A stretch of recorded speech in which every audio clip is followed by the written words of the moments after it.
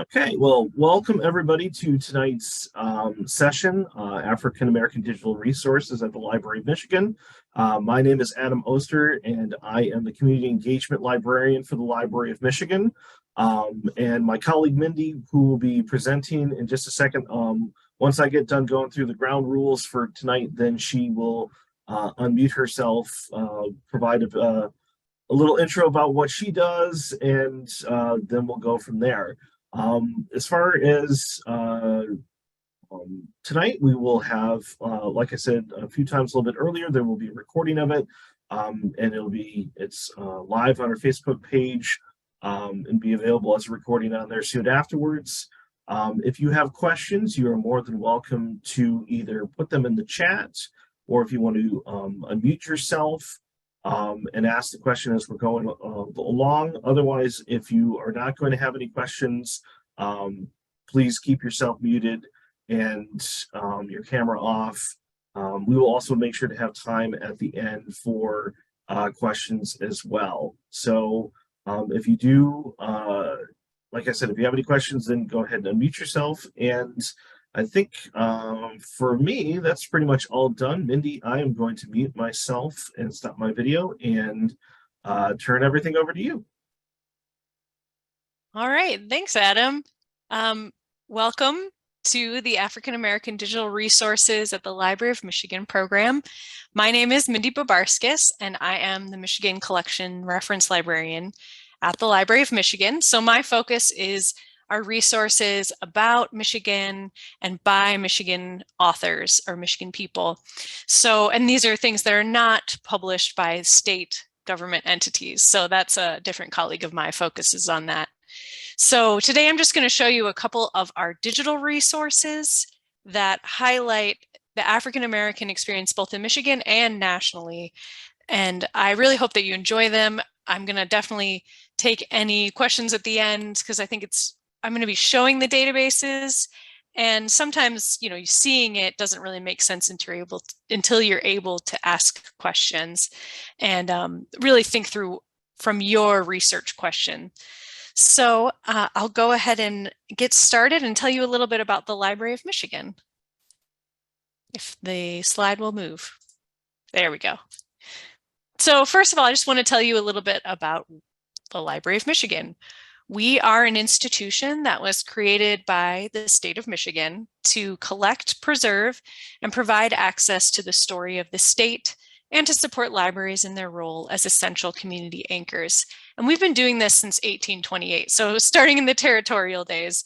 So we've got quite a history of this. We were originally the Territorial Library in 1828, then the Michigan State Library in 1837. 1847 is when we moved to Lansing with the capital. And in 1983, the Public Act 540 creates the Library of Michigan, and in 1988, Michigan Library and Historical Center opens, which is this beautiful building that you saw on that first slide and in the bottom here.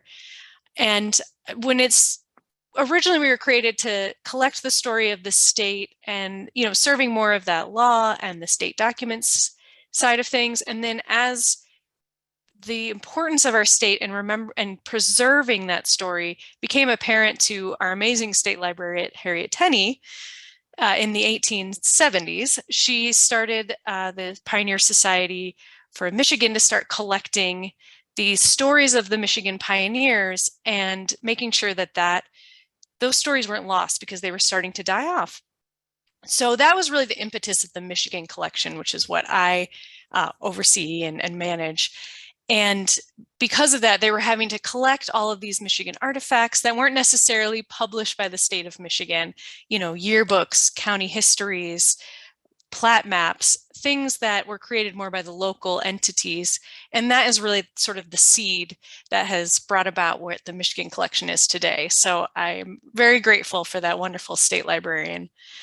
And this is just a lovely picture to give you an idea of the inside of the Library of Michigan and the scale of it, and how over these almost 200 years, we have gathered just an amazing amount of information about Michigan and resources that help, give context to Michigan and who we are and our story. So if you get a chance, please come and see us in Lansing. It's an amazing building, even if you're not able to stay and research, just to be able to walk through and take a little tour is well worth it. And I'll delve a little more into those collections that you saw from the windows. The Michigan Documents Collection, that's those published materials from State of Michigan agencies.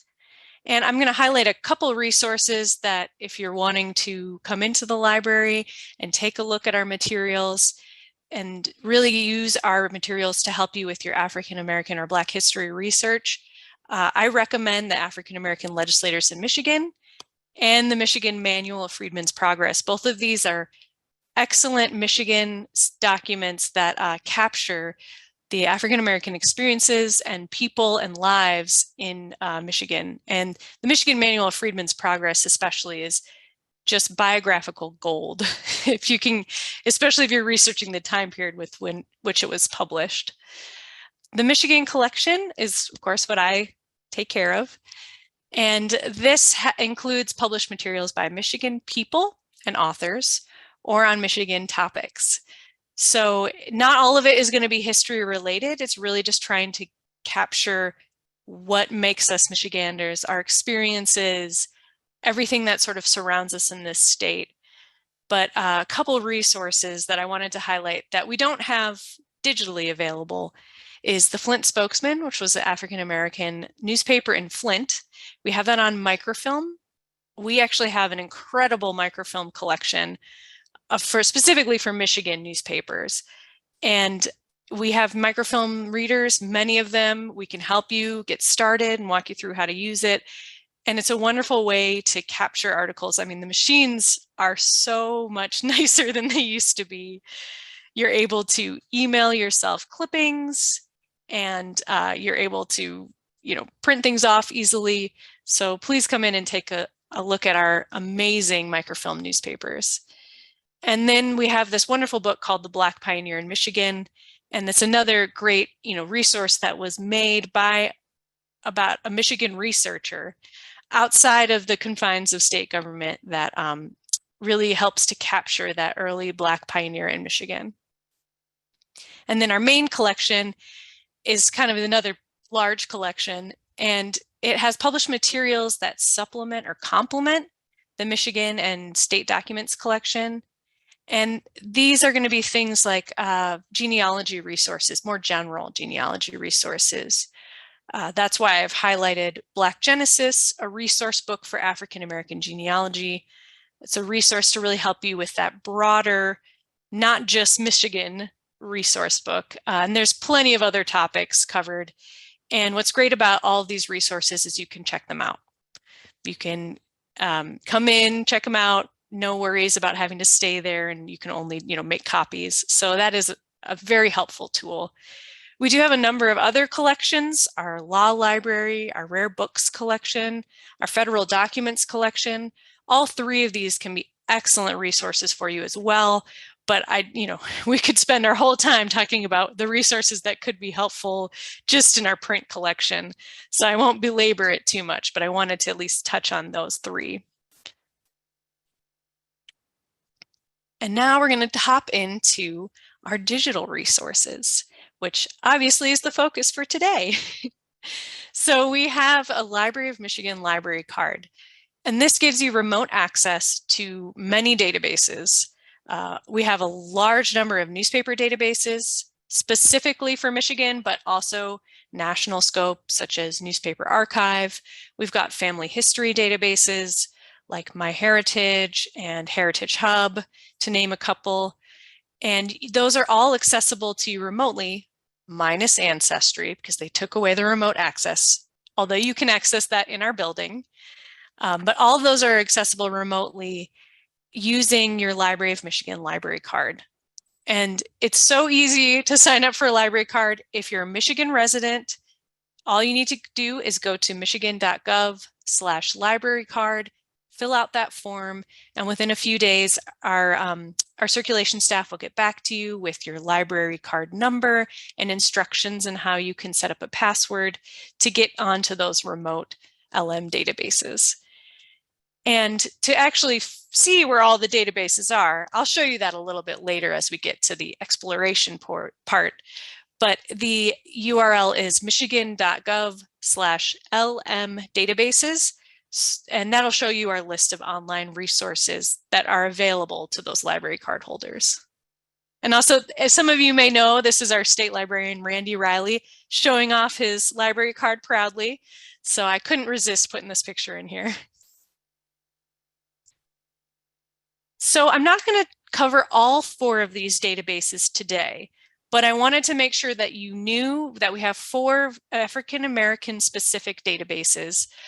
There's some other databases where you will also be able to find resources, but these are specifically geared to the African American experience in the, well, not just the US, actually some of them even have international. So I will point out African American Biographical Database. It is going away June 30th, 2023.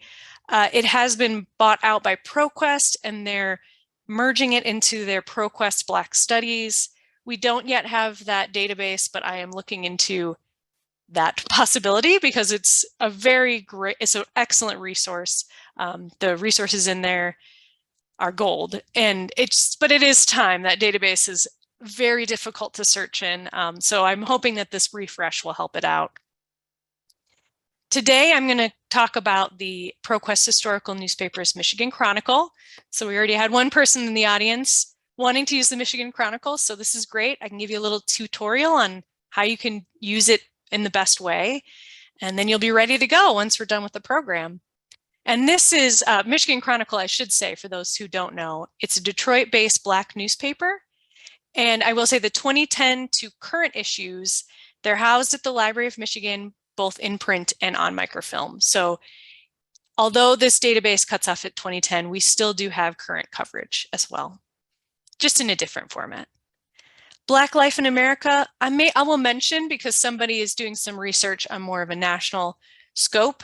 It's an amazing resource, and it talks about, it's the experience and impact of African Americans as recorded by the news media.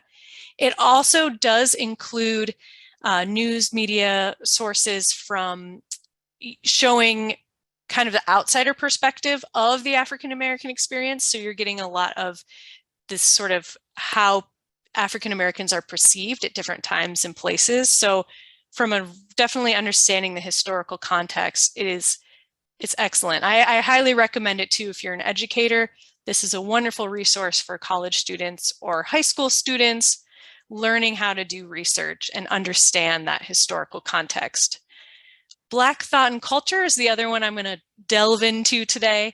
And this is our digital library of nonfiction writings by major African-American leaders, and it covers 250 years of history. So very broad. And this one I think is especially excellent for educators. So we'll delve into that a little more detail, so I won't go into too much. Now, some of you may know, I'm sure actually most of you probably know, that historical newspapers are a wonderful resource. They're actually a resource I probably use daily for my reference questions. There's so much included in them, and not just for genealogists, just for anybody looking at anything in the past. Obviously, you have birth notices, marriages, engagements, death notices, and obituaries, but you also get these wonderful social announcements and activities.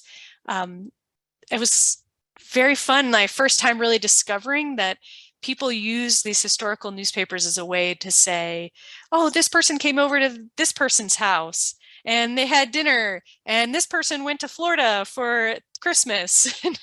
It just was great. It was the social media of its time. And you learn so much. And I can't say enough about how important newspapers are. There is, of course, you get the local, state, national, international news, but you get it from the perspective of that community, which can be so interesting when you compare the coverage of an event in one community versus another. It's fascinating to me. Obviously, legal articles. This can be really helpful too, because, oftentimes if someone passed, they would have to put something in the newspaper saying, hey, this person has passed. You know, if they owe you money, you got 4 weeks to get in touch with us and let us know, or else, you know, it's null and void. So it really can help you with some of those details as well. And then, of course, the advertisements. It's so fun to see the marketing in different time periods and what products were being sold and what businesses were going on. So I really highly recommend hopping into newspapers if you're doing your research. So that's what we're going to do. We're going to hop into the Michigan Chronicle, which is the Detroit-based Black newspaper from 1939 to 2010 is the coverage we have in our database. And I'll just tell you a little bit about it before I show you it, mostly just so you can keep your eye out for these different really helpful tools and great features. It's pretty basic search options, but they're effective. You know, you have the simple keyword search feature that you would have in a Google, but there is also an advanced search that lets you refine your results a little bit, so you can sort of narrow the publication date before you actually begin your research. And you can even choose the document type. So for example, if you are just looking at those advertisements, you could select advertisements. Like you're not wanting the article, you're just wanting to see what ads were in there. So that can be very helpful depending on your research. The save and view options, there are some really great things. You have these filter options on the left-hand side of the page when you do your search result. So if you realize after you've done your search, oh, I forgot to put the publication date in, that's all right. That option will appear on the left. So you can, you know, play with your results then. You can see the full page of the article, the full page it showed up on. It also will allow you to, you know, save it as a PDF. It will create some abstract and details view too. So if you're not so interested, you don't want to spend the time looking at everything, you can just sort of peruse the abstract and details. You can email it, print the article, download it, save it to a research folder, or save in cloud storage. So there's so many different ways to make sure that you save this article, which I always recommend when you're doing research. Save it at least 2 ways. You know, make it easy for yourself. Don't think, oh, I'll remember how to do this search again. No, at least, you know, email it to yourself, print it off, download it somewhere, because inevitably the one time you forget to do that is when you realize, oh, that was the perfect article and it's gone. Now, there are also some citation options that can be really helpful, especially if you're writing a paper, if you're a student. The thing to be aware of, though, with these citation generators, especially with ProQuest, I don't know why ProQuest is so behind, but they're not always the most up-to-date on which, you know, edition of MLA or APA that they have available, but it does help you get started with creating your citation. So I always say, you know, use it to sort of get the information in the right order and then get that manual of the most updated edition and double check it. So we're going to go ahead and I'm going to show you my research example. I'm going to use Dudley Randall, and we're going to just hop into Michigan Chronicle. Some of you may know Dudley Randall. He is an amazing poet and he's also a publisher for Broadside Press, which was an incredible Black arts movement poetry publishing company. They're still around, Broadside Lotus Press, but they you know, published Gwendolyn Brooks and other phenomenal poets. And they were set in Detroit. I should have mentioned that. So I'm going to just show you a basic search. If I don't do anything fancy and I just type in Dudley Randall, I can press enter or press the little search spyglass. Oh dear. Well, I've never had that happen before. Let's try that again.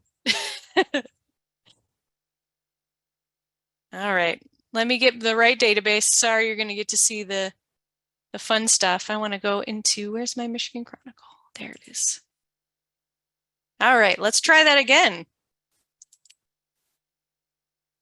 And if it doesn't work, well, I'll do my best. There we go. So as you can see, I'm seeing a lot of articles. If for some reason I was getting a lot of articles that didn't seem relevant, one tip that I could, one tip I give people is you can put quotes around a phrase that you want to search. So for me, doing quotes around Dudley Randall, make sure that I'm only getting articles where those two words show right next to each other. This can be really helpful if you're doing research on, for example, if you were doing something like social media or gun control. Those are two words that could show up separately in an article, in multiple different places. But when you glue them together with that phrase search by putting the quotes around it, you're going to make sure you only get articles that talk about that phrase. So I'm going to do that with Dudley Randall since I know he's the man I'm looking for. And I can see there's lots of stuff going on, lots of interesting articles. But let's just take a look at Dudley Randall at Roper School. And I'll show you what that article will look like. You can see it highlights the words that I put in my search. So it lets me know, where it shows up in the article. Obviously, this is a pretty short article, so I don't really need it so long.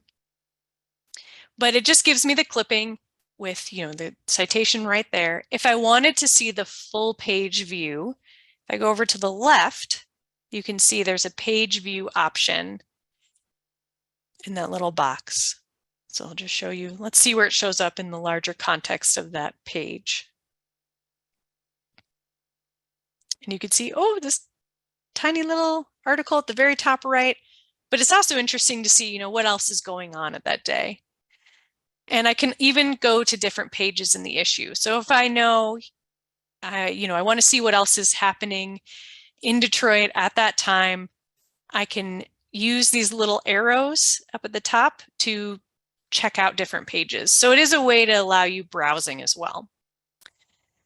The details view just gives me, let me just show it to you. It gives you the real basic details. It even gives you some subjects and the document URL. That's going to be the permanent link. So if you want to be able to get back to this article, you don't want to use the URL at the top.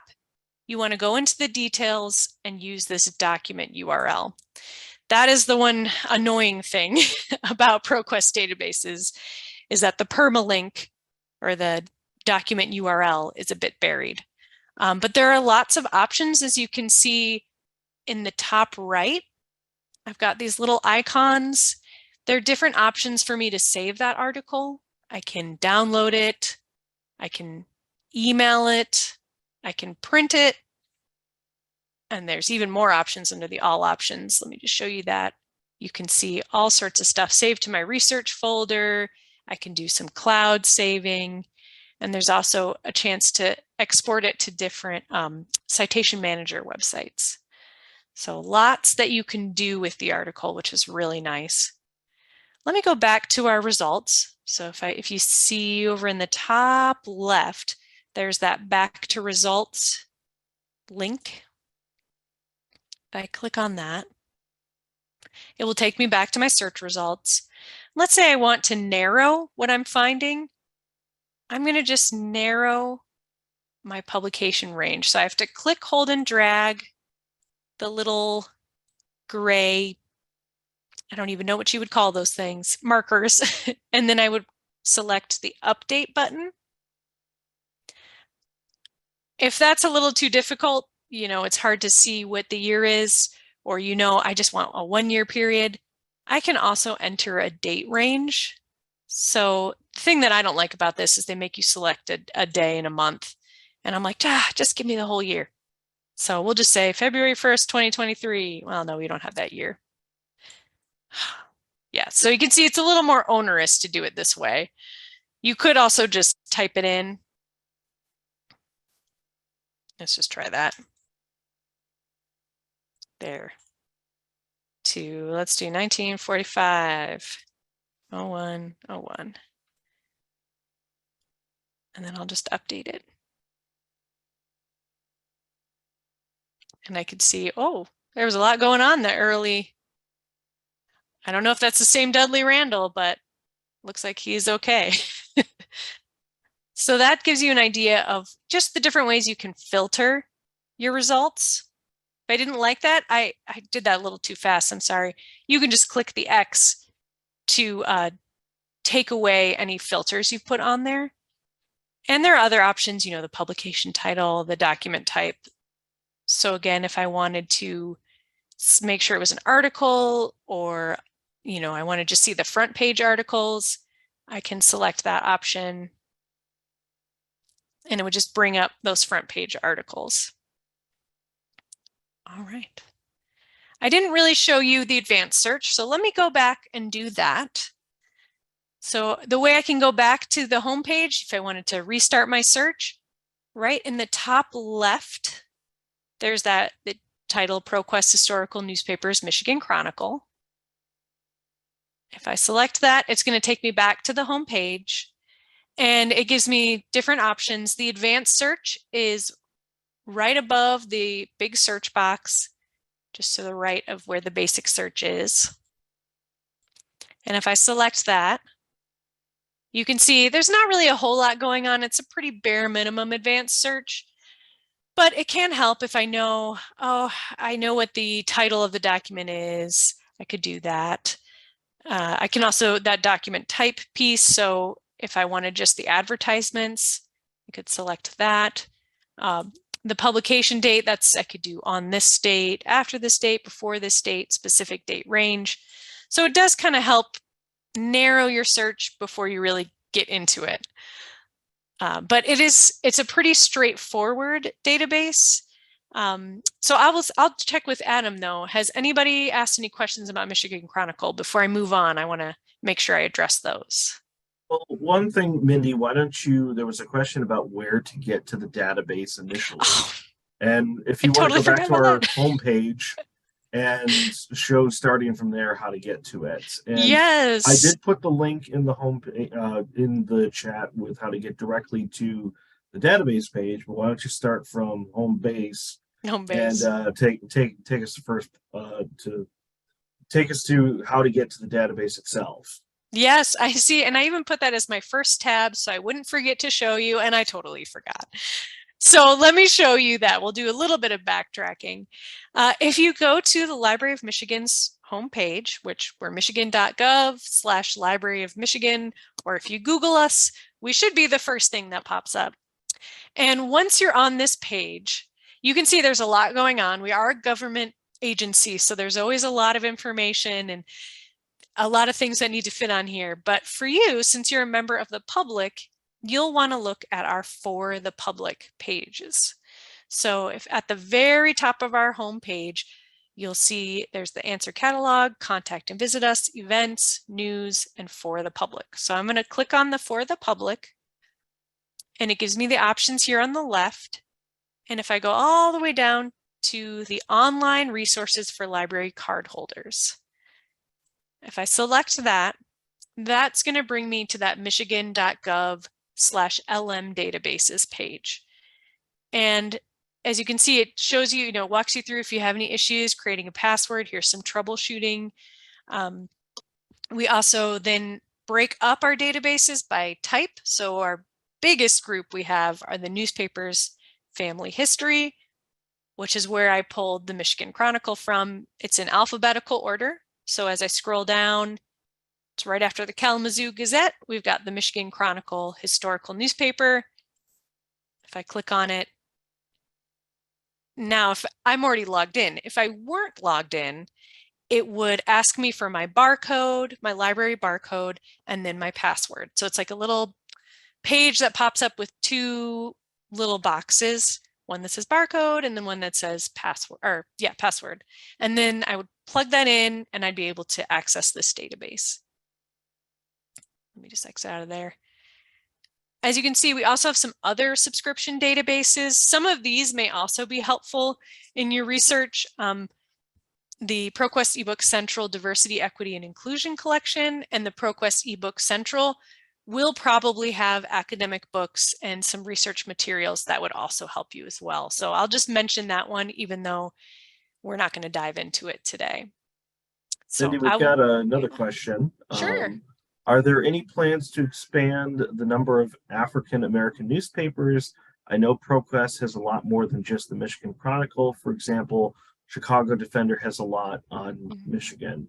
I would say one thing about that is if you do see, or I mean, if there are other papers out there that you think would be something for us to look into, that somehow have a Michigan connection, like how the Defender will have a certainly quite a bit of Michigan connections to it. I would then recommend for folks to email that information to us at our librarian at michigan.gov. Mhm. Is there specifically any plans right now? No, but as we're trying to make more things available digitally, and if we have the money in the budget, it's certainly something that we are strongly considering, because the more that we can get on the line, the more access that people will have. Yeah. Mindy, is there anything else you want to add to that? Yeah, I mean, our focus obviously is always going to be Michigan, right? That's our number one priority, but we want to be able to have those inclusive collections as well. So with there's a few sort of national databases that may have some things that you're looking for, but we are always on the hunt for more. I mean, it really comes down to cost, unfortunately, with a lot of these databases. The Ethnic News Watch is one that I didn't mention. It's also from ProQuest, and it's not just African American newspapers. It also is going to bring in Indigenous newspapers, Asian American newspapers. It's a phenomenal resource, but that one may have some more newspapers for you. Black Life in America, which I have it up. Let me just show it to you right now. Well, hopefully I have it up. There it is. This is through Newsbank. And you could see, oh, it caught my Dudley Randall research question. That's great. You could see it's going to pull stuff from all over the world, and not all of them are going to be African American newspapers, but many of them will be included. So oftentimes there are databases where those papers are kind of within. Yeah, a lot of it will come down to cost and whether we can justify spending so much on just one specific newspaper. If it's Michigan, we can usually justify that cost, but if it's a Chicago paper, it becomes a little harder. So we will definitely, but please do send us the information. If you know of a specific database, you think it would be a great addition, please let us know, because then we can look into it and see if it's a possibility. Yeah, it's a great question. Yeah, I think that's pretty much it. There was a question about if there's going to be a recording, and just to remind everybody that we will have this available once we're done. The live stream that's going on Facebook should be available fairly quickly, and then we will have also recording that will be captioned and put on YouTube sometime in the next week or so. Otherwise, we're caught up on the questions so far. Awesome. All right. Well, I will go ahead and move on to our next database then. Let me just pop back into my. Well, you were going to Yep. show the advance. See, this is why I have Adam here, because he keeps my brain working. Yes, let me show you the advanced search. So we're back in the ProQuest Historical Newspapers Michigan Chronicle. I'm just going to do an example. So we'll do Dudley Randall again. And I could add more keywords if I knew, for example, let's just do poet, publication dates. Let's say, we're looking for 1960, and this is one that allows me to just do year instead of having to put in a specific date, which that is really nice. Let's do 1960 to 1969. And is there anything specific I want? Let's just stick with an article. And then I'm going to search. So all those different inputs that I put in the advanced search are going to make sure I get less results, but hopefully more relevant results. So I can see painter and poet team for gallery exhibit, about Shirley Woodson and poet Dudley Randall. And that's going to be from April 1969. If this is one that I like, I can click on it, click on the title, and it's going to take me to the article. One thing I forgot to mention as well is if you look over on the right-hand side, this doesn't always happen, but it can be helpful sometimes when you're doing research. They will sometimes bring up suggested sources on the right-hand side. So these would be related articles or articles that might help you. They find some connection. So this one didn't, but that is another great resource or a great tool to be aware of. Yeah. Any other questions about Michigan Chronicle before I head on to our next one? There is one where the question is, are there databases available without a library card? So through the Library of Michigan, no, our databases do require a library card. There are excellent free online resources. Let me just take a quick detour. Since we're all done with Michigan Chronicle, I'm just going to show you real quick. Chronicling America from the Library of Congress. I hope you all are aware of this website. If not, this is an excellent newspaper resource. From the Library of Congress, they've digitized a bunch of newspapers from all across the country, but there is a way to specifically search just for African American newspapers that have been digitized. So if I go to the advanced search option, it lets me select, oh, where is it? They changed the way it looks, of course. Oh, they used to let you, oh, nope, that's language. There used to be a way to select the ethnicity, but I think they took that away.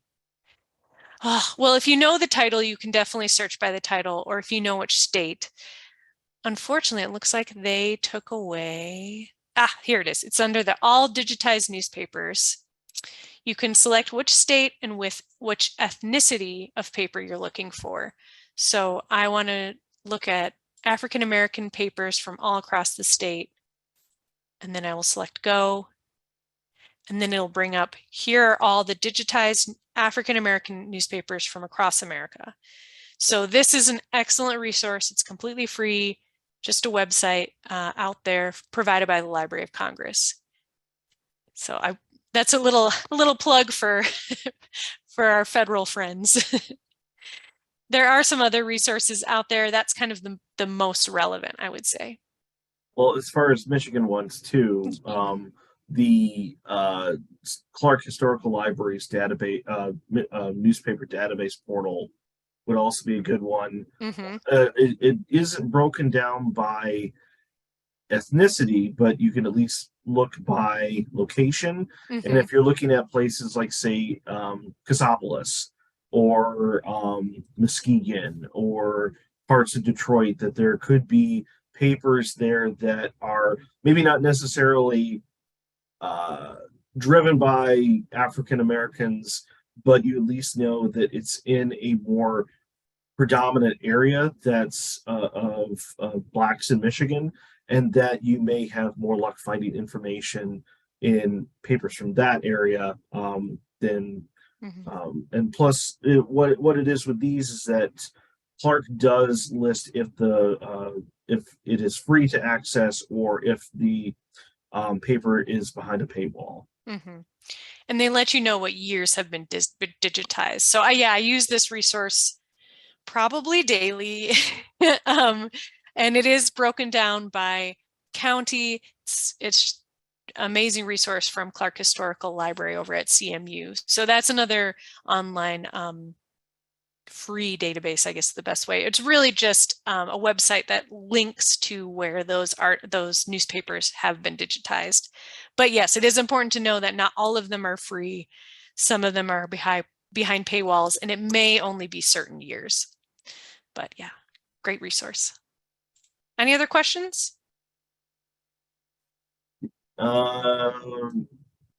Looks like somebody just had a more of a comment. The source is great for small communities that may not be on national databases. I've used this to see the Lake County Star for Idlewild research. So Excellent. certainly an example of where I believe that was related to Chronicling America, so that where you do get those pockets of African American communities, especially when you're maybe smaller ones with smaller newspapers, certainly one of those great resources that you can utilize Mhm. if you aren't able to access things either on site, like with us at the Library of Michigan, or using the microfilm, or elsewhere.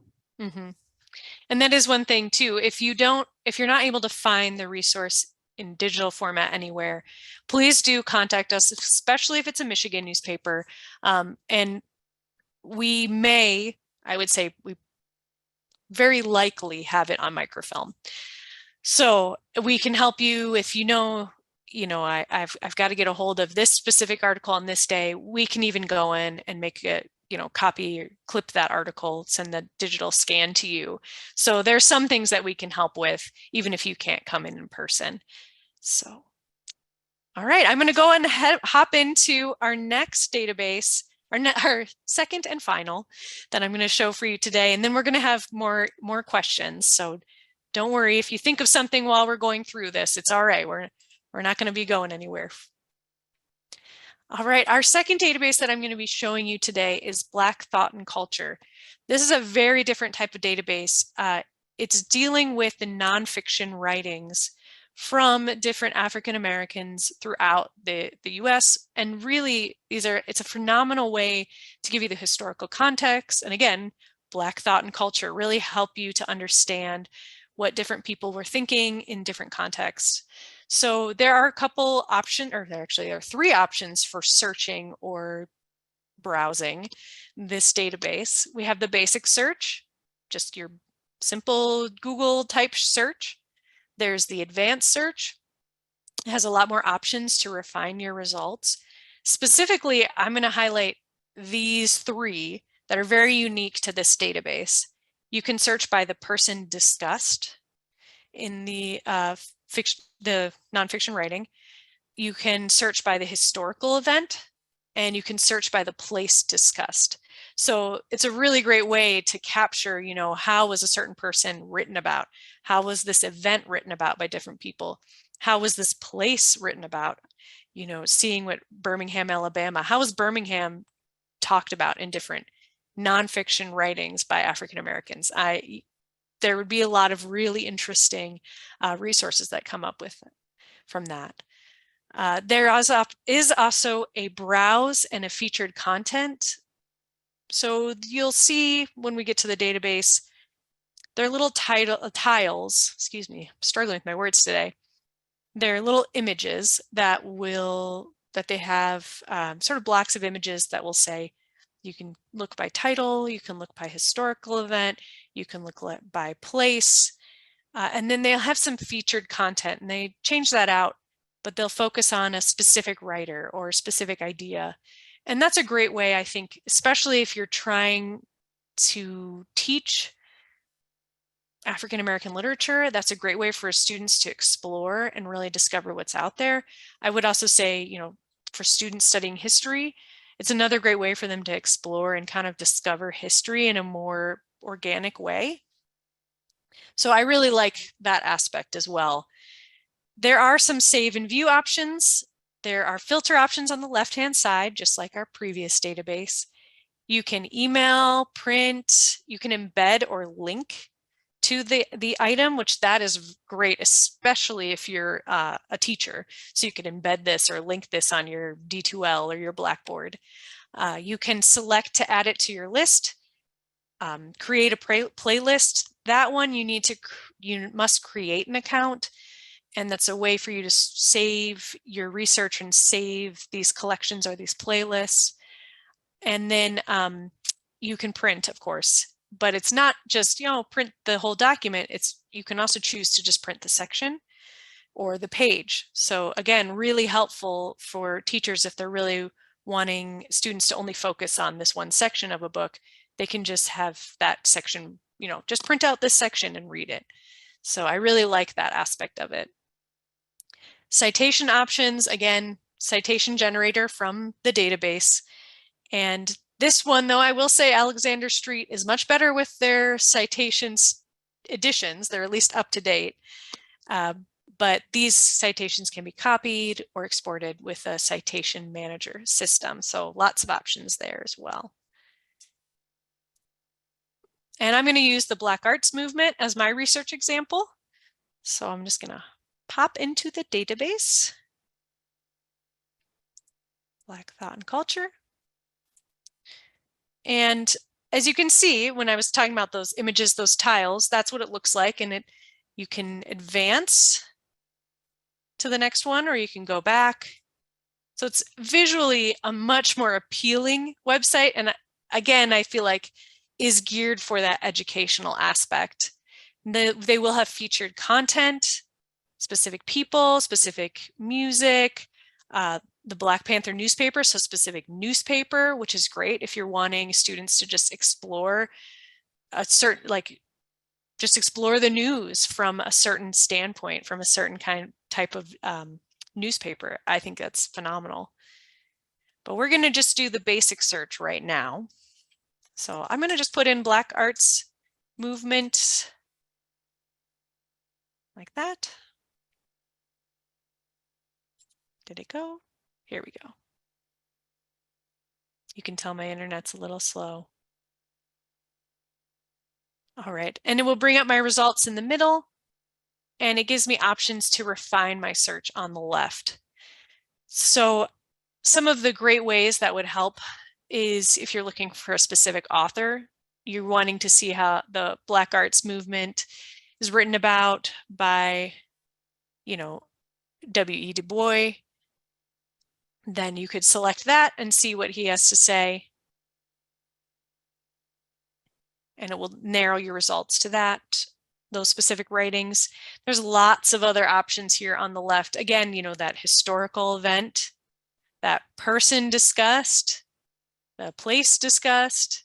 There's a lot that you can use to narrow your research. Publication year. So I'll let you play with that on your own time, because we could spend all day just playing with the filters. But I'm going to go ahead and select an item. So the Younger Literary Movement. We're just going to click on that title. And eventually it will bring me to it. Yes, here we go.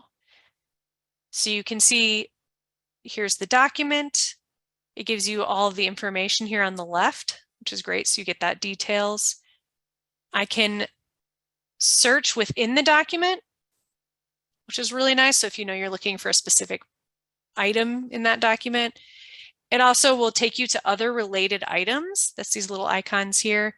So again, really great for students who are discovering ideas and discovering topics. There are options to save it. You can email this to yourself. You can share it. And the way that you share it, so oh, there it is. I was like, it's not going.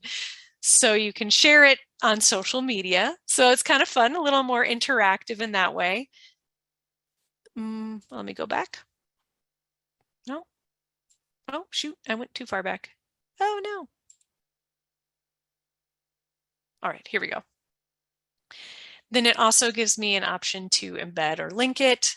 And this is that playlist option that I mentioned. So if I select the playlist,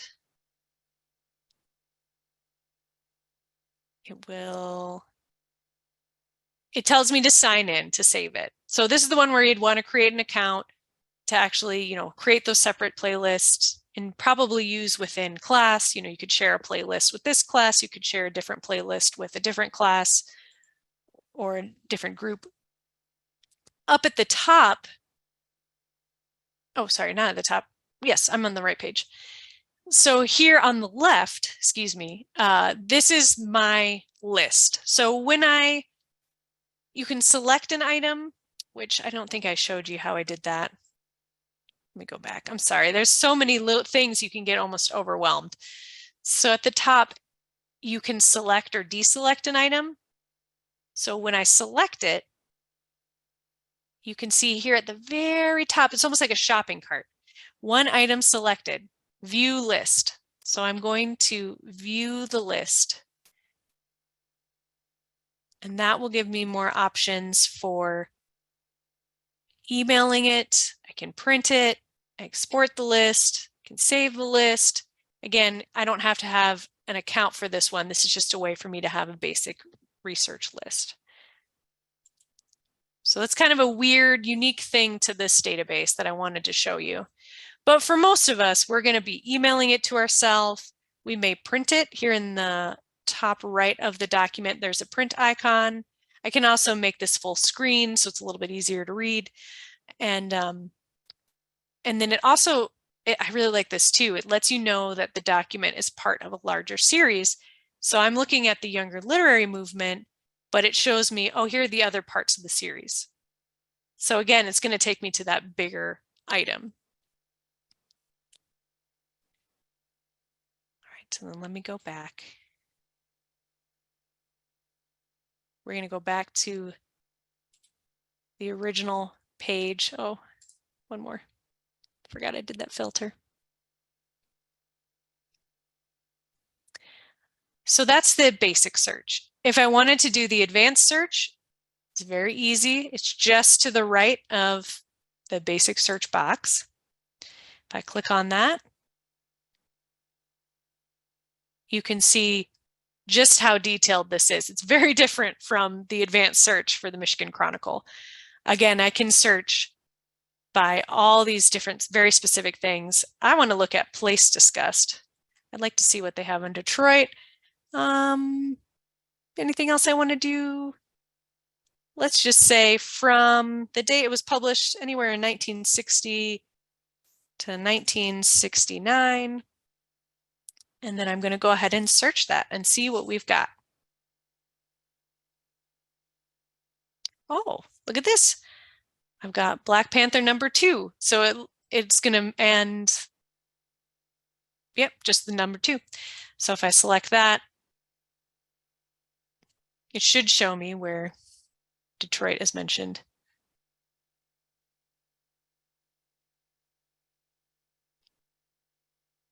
Well, it's still thinking. Aha, yes. So in response to Oakland School Breakfast Program. Interesting. I don't wonder why this came up with Detroit. Sometimes you never know with the algorithm. But there's a lot of really interesting options for doing that advanced search. I'm going to go back to our homepage again. And again, there's the options of the browsing, the featured content. I'm going to go ahead and select the historical events image tile. And you can see there's all sorts of historical events I could look into. I did see the Black Arts Movement at some point in here, but I can't find it now. Oh, there it is. Black Arts Movement. There are 7 writings specifically talking about Black Arts Movement. And I could take a look at those, and this could be something I could assign to a class who's studying the Black Arts Movement. So it's really wonderful in that sense. All right, I am going to open it up for questions, if there are any. I know this one is a very different type of database. We're not used to seeing databases quite like this. Most of the time, they're pretty straightforward. You have a search box, here's a bunch of text. This one is a lot more visual. It's just a little bit different. It's more like a library and less like a quick search of newspapers. So if you have any questions, now's the time.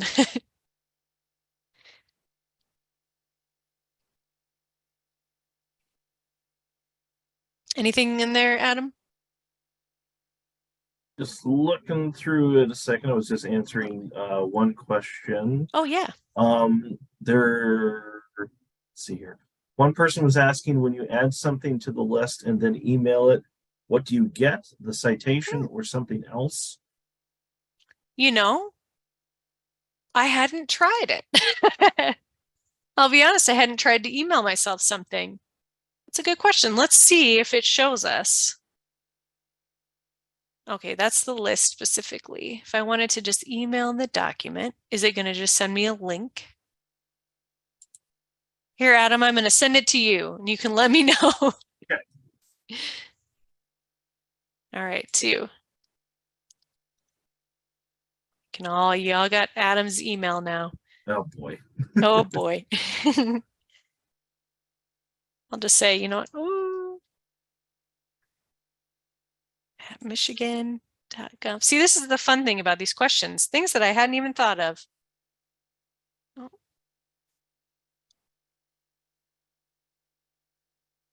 So those are all the things that are required. And, I'm thinking it might be a link in a citation just based off of they're asking me what style. Let's just do APA 7.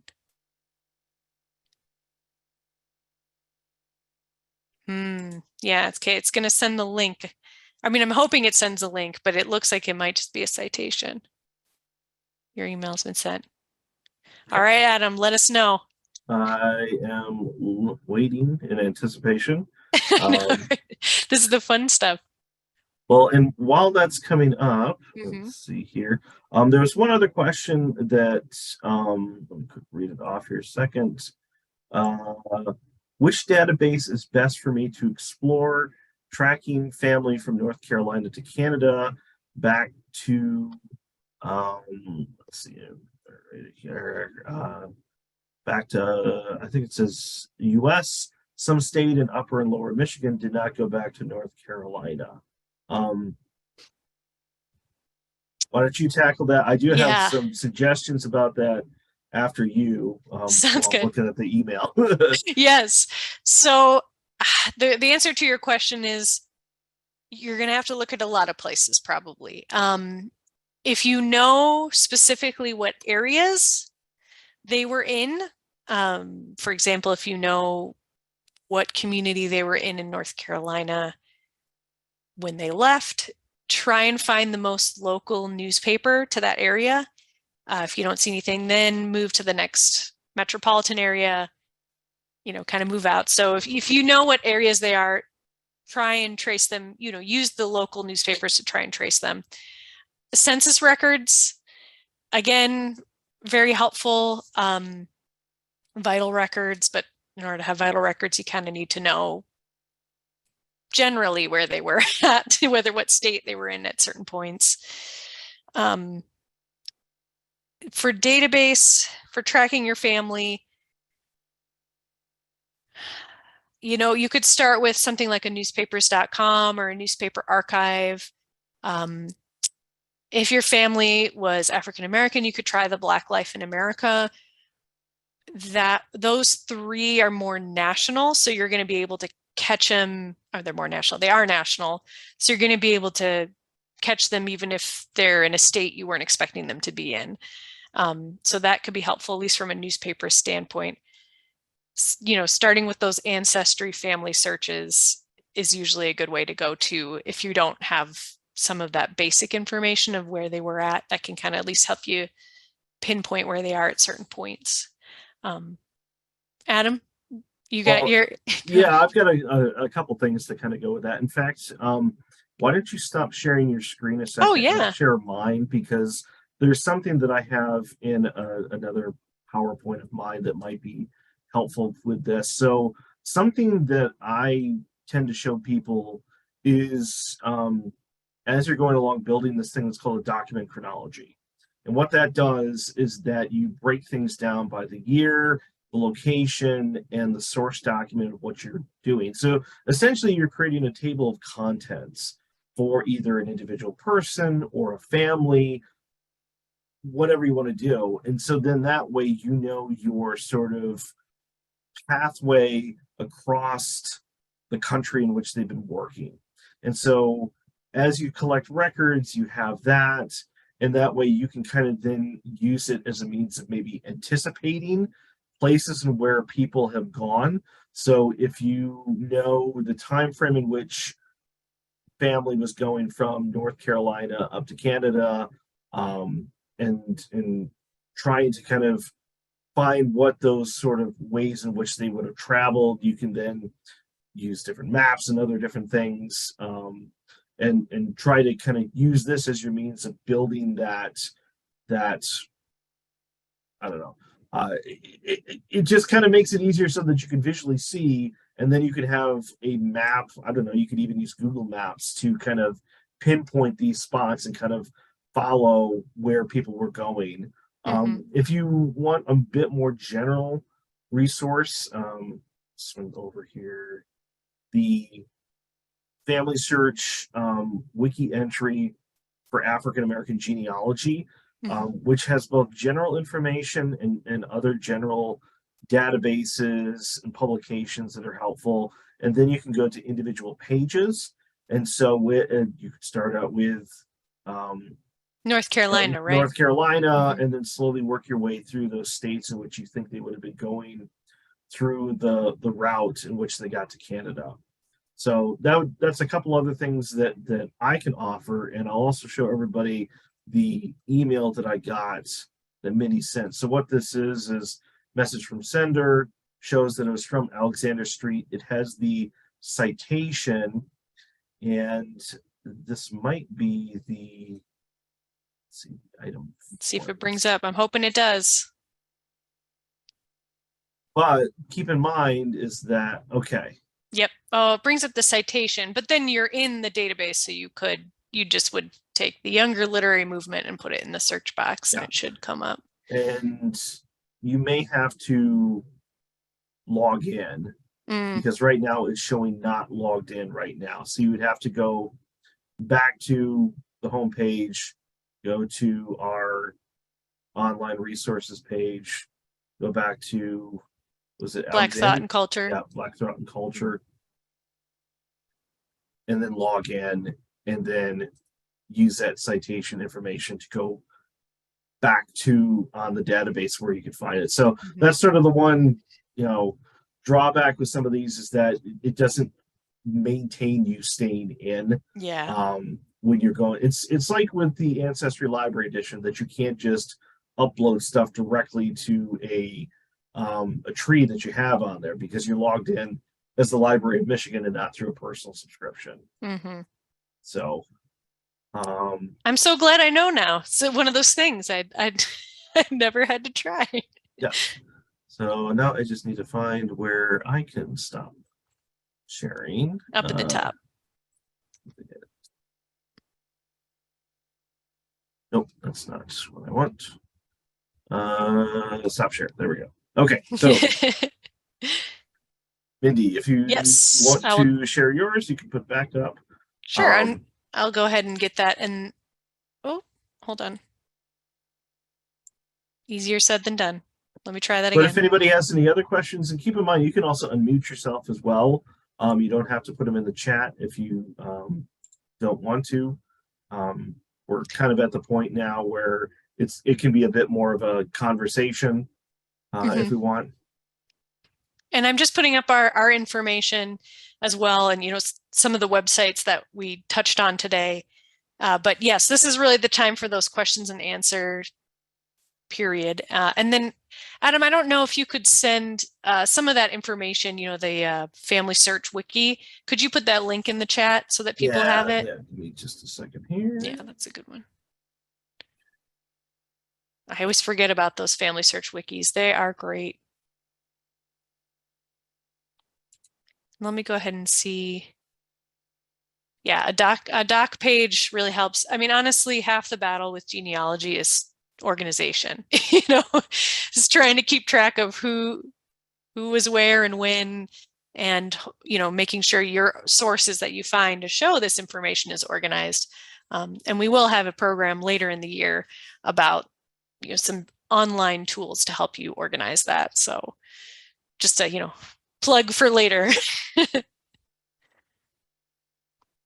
Any other questions? Go ahead. Yeah, otherwise, if nobody else does, Mindy's got our contact info up that has, excuse me, our librarianofmichigan.gov, 517-335-1477 is our phone number. You can also follow us on Facebook, Twitter, and Instagram.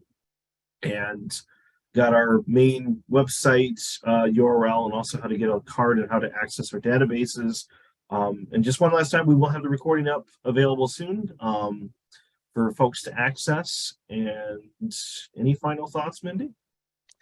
One thing I did think of is it's not directly related to research, but many people I know have different things about Michigan history just in their house that they think nobody will want this, nobody will care about this. You know, who wants my high school yearbook? Who wants this program from, you know, a thing I attended in Detroit? And that's where I really want to say, you know, if you have some of those materials that capture Michigan history that you just don't really know what to do with, or you don't think anybody would be interested in, please do reach out to us as well with that information. We're always looking to continue to add to our collections and capture the experiences of Michiganders. I mean, so we have things like church directories, we have yearbooks, we've got county maps, and you know, some also what's a very fun one? What's another weird item that we have just mixed in there? Like conference proceedings. Conference proceedings. You know, whether it's a church conference or a fraternal organization, or I put a link in the chat where if people want a more comprehensive list of the different types of things that we keep an eye out for, you just go to michigan.gov/library gift, and it's not everything, but at least gives people a good idea of the types of things that we're always on the lookout for. Mm-hmm. So I always want to bring that up. I do see there's a couple more chat. Oh, is that just from you, Adam? Ah, yes, just from Adam. Yes. Yep. So. All right. I would say, you know, we'll give another minute. No more questions. We'll let you guys go home and get some sleep. Sleep. The night is young. They're going to be researching for the next 5 hours. All right. Well, like we've got up on the screen, if you do think of anything, you're more than welcome to shoot us an email, give us a call, and come visit us. And thank you for attending tonight's session. And we look forward to the next time we either see you online through one of these programs or in person at the Library of Michigan. So thank you, everybody. Yes, thank you. Have a great night.